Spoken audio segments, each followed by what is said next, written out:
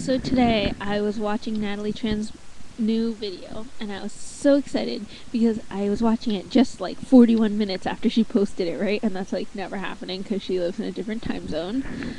But I was so excited that she's back and everything. And then I got the hiccups and I was like, man, they just wouldn't go away. I kept hiccuping and I really wanted some ice cream, but I knew that I couldn't eat ice cream while I was hiccuping.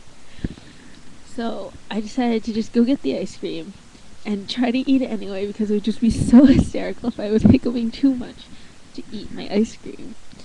And being the awesome person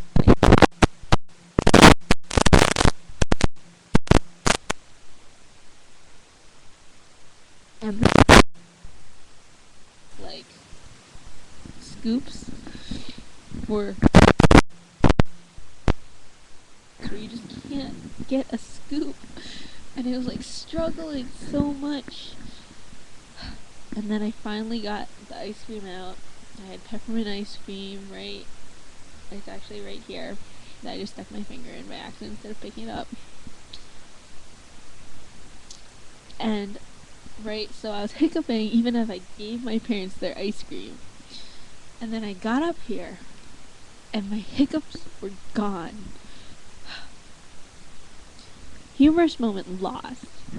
But I found, unintentionally, I found the cure for hiccups, and it's the physical struggle behind scooping ice cream.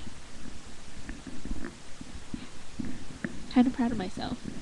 Because the whole holding your breath, drinking water upside down, thinking of a white horse in a red barn, doesn't always work. But try it with this ice cream thing. Win with ice cream and no hiccups.